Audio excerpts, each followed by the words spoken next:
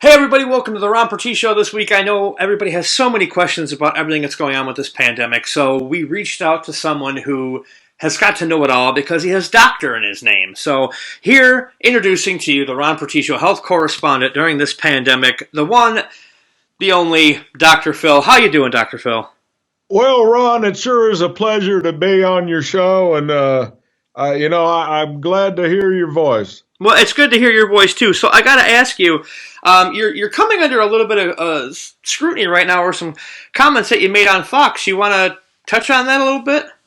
Well, I was on the Laura Ingraham show, and she asked me about the situation with all the lockdowns all over the place. Now, look, 500,000 people die in swimming pools every year. I got 3 dead kids in my pool in the backyard right now, and we don't lock the country down for that. No, you don't, and I mean, you might want to get those out of the pool because I mean, you could the cleaning bills might be ridiculous, and plus, I mean, there's cops and stuff too. But oh, I got cops on my payroll, Ron. And another thing is, I tried to get that fella who does the pool cleaning, but he's not an essential worker, and that's got my pools full of filth and dead kids, and that's why we need to bring America back to work right now. Ron, 500,000 people die each year because of the smooth flavor and robust taste of Viceroy filter cigarettes. We don't lock the country down because of that. No, we don't. We don't. And the proprietary blend of low tar Virginia leaf tobacco with hints of chocolate and red wine, which is perfect, by the way, for after a steak and baked potato. We're not shutting down the country for the dangers of a delicious filter cigarette from Viceroy. No, we're not. And I don't. Do you really equate though that kind of stuff together with cigarettes and car accidents and dead kids in a pool? Do you equate all that with a deadly virus though? No, but I equate giving Viceroy a plug with me getting another big check in the mail from Viceroy cigarettes. So thanks for letting me plug them on your show, Ron. Hey, no problem, because I know they are the top of the heap when it comes to the smooth, robust flavor in a cigarette. And I'm all about the Benjamins, as we all know. Hey, capitalism at its finest, Doctor. Now, what precautions, I guess, should people be taking, especially myself, because I'm not a small man, and people who have diabetes and too much love to go around are kind of at risk for this kind of thing. Now, I'm glad you asked me that question, Ron, because as you know, I'm a doctor. Some folks are going to be out buying up all kinds of pudding. You got some people out there buying 300-400 boxes of pudding. What are you going to You can't make pudding without milk, Ron. Are you going to go to the store? You can't go to the store. The Rona's in the store, Ron. It's a lot of pudding. Well, what about instant pudding? Well, you can't make instant pudding without milk. You need milk. Who makes pudding with water? True, but what about like the stuff in the cups already?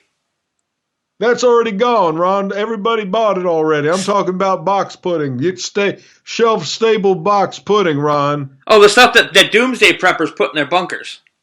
That's where it all went, is in the bunkers? That was bad. I guess so. I mean, it's got to be. You see these shows on TV, and you're just kind of like, wow, they have a lot of pudding and tomato paste. So what you got to do, Ron, you got to get out into the world and you got to maybe run or jog a couple of laps around. Hold on a second. I got to get another shot of Dr. McGillicuddy's.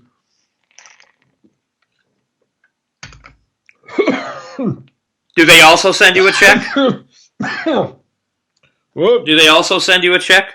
No. That's where my money goes from the tobacco, folks. It's a fair exchange. I ought to just have them do direct deposit. Might as well at this point. At the liquor store. You might as well.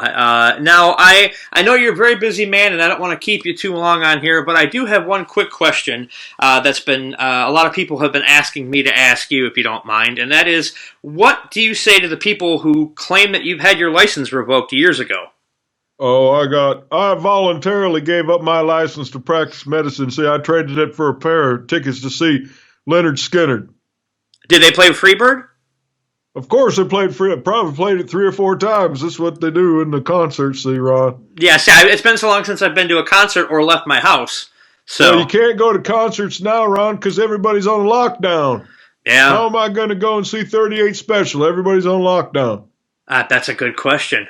You got to let people get out there in the world and get back to work. And I mean, look, when I drive down to the meatpacking district, there's nobody. I used to see so many young men and young women standing on the corner waiting for me to pull up, looking for a $5 tug job. There's nobody working down there, Ron. Wow. Don't tell me they're doing glory holes, because there ain't that many windowless fuck dungeons under pizza restaurants. We got to get these folks back to work, and that's why I was on the other show talking my bullshit. So essentially, what you're telling everybody is to hold on loosely to the lockdown and get back to work.